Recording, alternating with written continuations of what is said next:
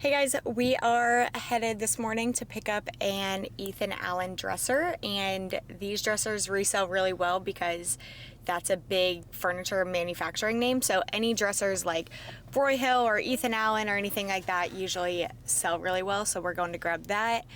Chris's favorite part of weekend mornings is going to pick up dressers. So how do you feel about that? Ready to get back home. Yeah, it's not fun to get up and pick up dressers, but this piece is solid wood. It's in really, really good condition, and we're getting it for only $100, so we couldn't pass this up. So we're gonna go pick it up. I just grabbed some cash out of the ATM, and then I'll show you guys us kind of loading it up, and then we'll jump right into this furniture flip.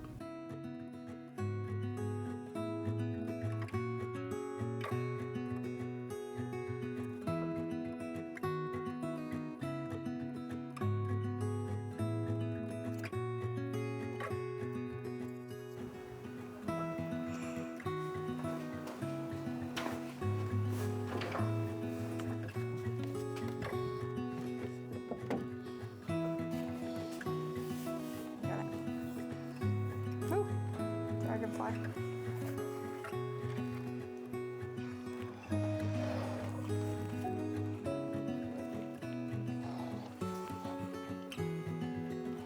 Alright, hang on.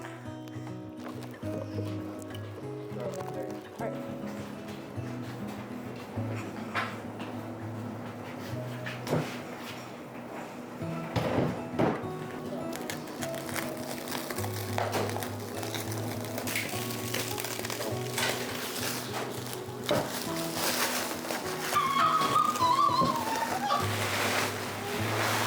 Can you pull it off? There you go.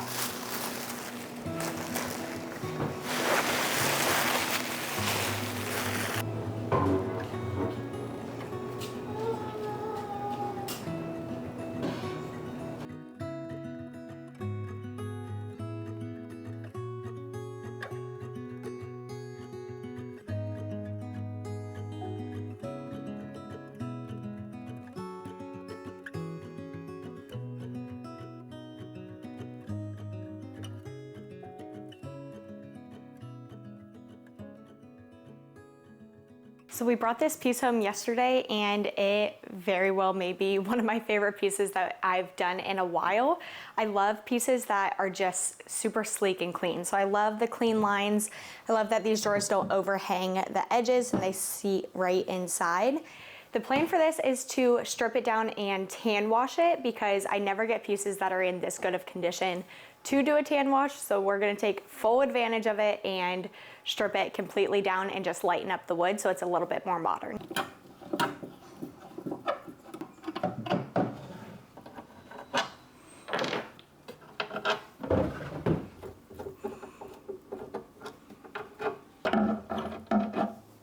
Now that we have all of the handles off, it's time to strip this thing down to raw wood. So I'm actually gonna use my carbide scraper for this. Ooh, there's a bug. And part of the reason I'm using this is because I could go in with just straight sandpaper, but I think this is solid wood, but I'm not entirely sure. There could be a thin layer of veneer. So because I wanna keep it raw wood, I don't wanna risk sanding through and burning through the veneer. But I also don't want to deal with chemicals right now. Charlie's going to be out here playing a little later, so I'm going to keep it super clean and use my carbide scraper, which is basically just a giant razor blade, and you just kind of put your hand on top, pull back, and it scrapes off a bunch of the finish so that I can then go in with no lower than 150 grit sandpaper and sand it all down to raw wood. I think it's time. So it just jumped right here, and I find myself having to use the edge of the blade. I think it's time to swap the blades over and rotate it for a new blade, so let me show you how to do that. So this specific scraper is really nice because instead of switching out blades, you literally just unscrew it and rotate the blade around because it has edges on all the sides. So I'm just gonna flip it up, flop it, put the screw back in.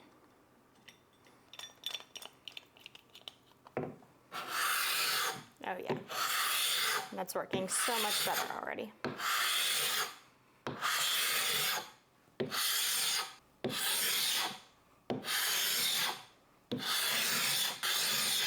You don't have to go crazy deep. You really just want to be getting this whole top coat off. That way you're using less sandpaper. You don't have to go as low in sandpaper grit and risk sanding through the veneer if there is veneer underneath.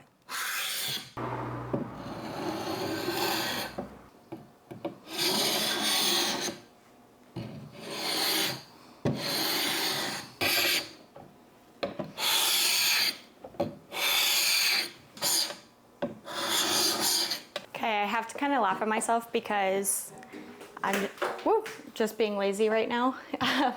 But it's like 85 degrees, almost 90 degrees out right now, and the garage door is open. Sun's beating down in here and it is too hot. So I just got like 10 minutes into scraping and I'm not doing that. I'm just gonna be honest, I'm not scraping it today. So we're gonna grab 150 grit sandpaper and kind of just hope for the best. Hope that I don't accidentally sand through.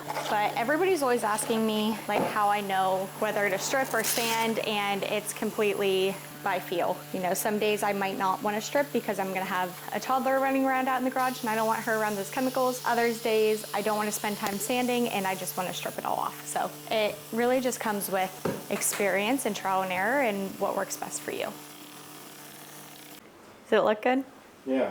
Does it hurt your feelings sometimes to sand down perfect pieces? No. Oh, okay. Not at all, actually. Figured I'd ask for other people. Not at all, actually.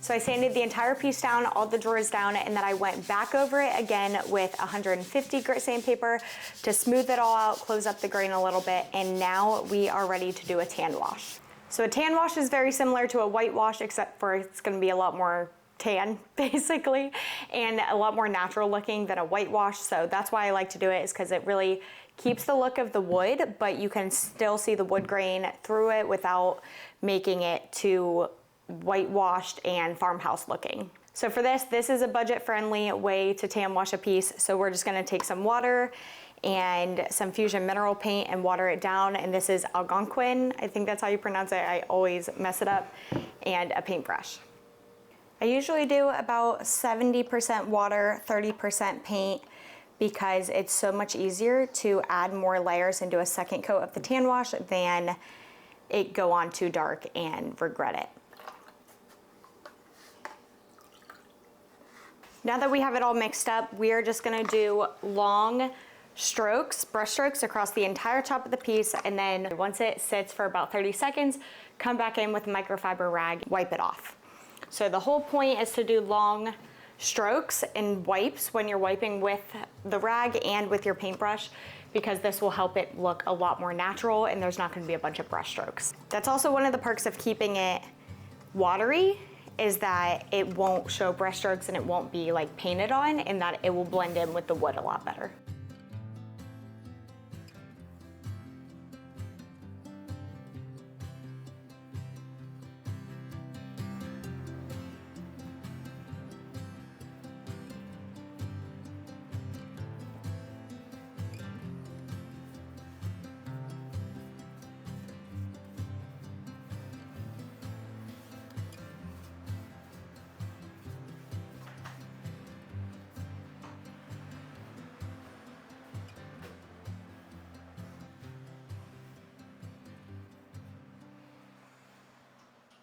And then whenever your rag gets too damp, just kind of flip it around. And I like to just keep going over it to make sure it's all blended. And then just kind of lightly go back over it and feather it out so that there's no rag streaks. And if there are a few streaks, that's okay, because we're gonna lightly sand it once we're completely finished anyways, which will help blend it all a little bit better. I'm hoping you can see the difference, but that has one coat of tan wash on it, and this is just raw wood. So you can see how this grain is a little bit more prominent and different colors, and this just blends a little bit better. And this part is very messy, so if you don't want to get this paint wash everywhere, I recommend laying down a tarp. But my floor is just covered in paint already, so I've kind of just given up at this point. One day we'll paint it, but not until I get better about putting tarps down. And I can already tell now that I'm brushing this on for a second section of the piece, it's starting to get a little bit thick because I've pulled out a lot of the water. So I'm gonna finish this side, and then I'm gonna go just add a little bit of water to make it a little bit less thick. So when it's this thick and it pulls more paint, it's a lot harder to wipe it down evenly without getting streaks. And you have to work a lot faster too, because it dries quicker versus the water kind of keeping it wet. Now when it gets like this and it's easy, or it's harder to wipe down, you just kind of have to buff it out a little bit.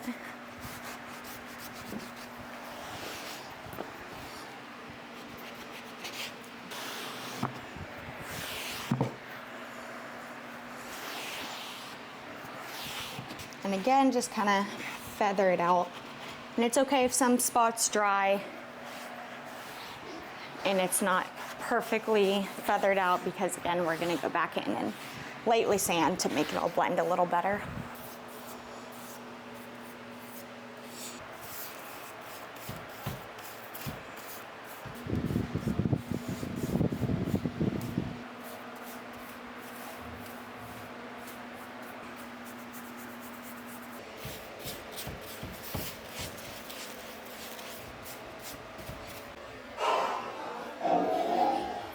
Well, shoot, but we're gonna continue using from up off the floor because I'm not wasting paint. And this is so watery that even if there's some specks or some dirt in it, it's okay because it won't dry in the paint. It'll kind of fall right off when I wipe it off. And this right there is why we haven't painted the garage floors yet, because I constantly ruin them. We're gonna do the same thing on the drawers, and I like to pull them out and lay them horizontal because it keeps the tan wash from running off, and it's a lot easier to wipe on, to brush on and wipe off.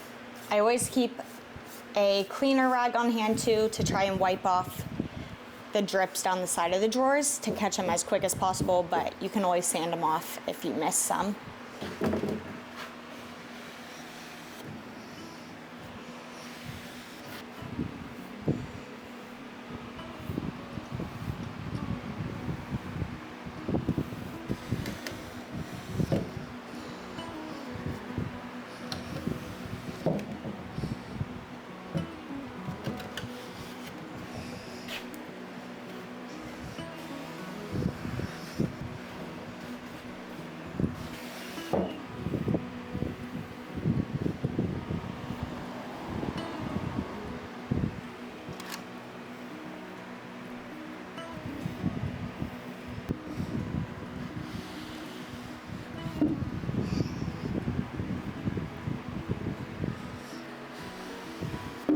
So like I said earlier, I'm gonna go through now and lightly sand with 400 grit sandpaper, and this is just gonna blend out any spots that may be a little bit darker than the others and just get rid of any patchiness that's on the dresser from the tan wash.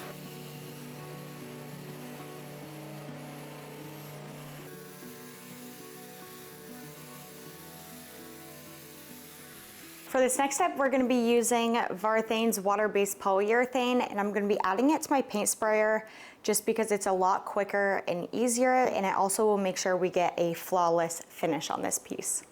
One of the main reasons this is my favorite top coat along with the Minwax water-based polyurethane is because they're both water-based, which makes it super easy to clean up, but also because they're water-based, they won't yellow over time, so you can be sure that if you do light colored pieces or you paint them, that it's not gonna have a yellow tint over the next few months or few years. And of course, I'm gonna use my Home Rate Super Finish Max. I also have the Wagner Flexio 5000 that I use, but this one was clean, the other one wasn't, so we're just gonna use this one for today. And this is amazing. It's a great beginner-friendly paint sprayer, and usually it's on sale for about $79-ish, give or take, but it does go on sale a lot. So yeah, I will link above this paint sprayer, and I also have a full tutorial over on my YouTube channel.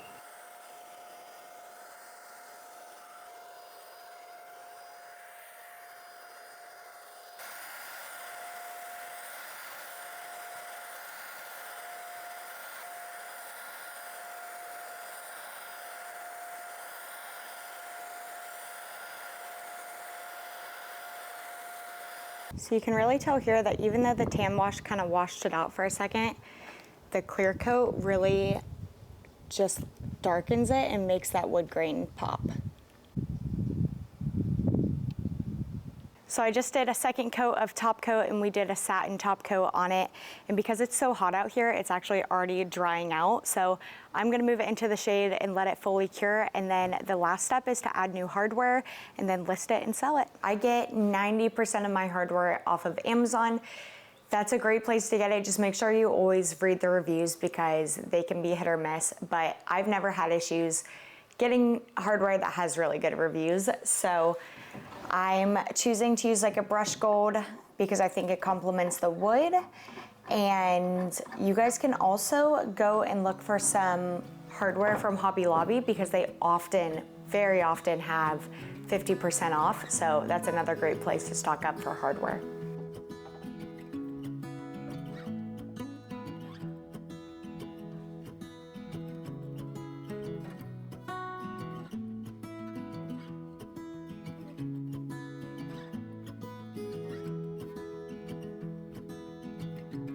So now I'm just gonna stage this piece using some faux florals from around our house. I'm gonna keep it pretty simple because I want the wood to really be the focal point of this piece and not have the staging and the decor take too much away from the dresser in the listing. Thank you guys so much for watching this flip, and if you liked this makeover, then please like and subscribe to my channel. Now, I bought this piece for $120. I put probably about $100. Now that's not including tools or anything. I already have all my tools already paid off, but just materials, I put about $100 into it. So right now we're about $220 into this piece. So let me know what I should list it for and what you think this piece would be worth. Thanks again for watching, and I'll see you next time for another furniture flip.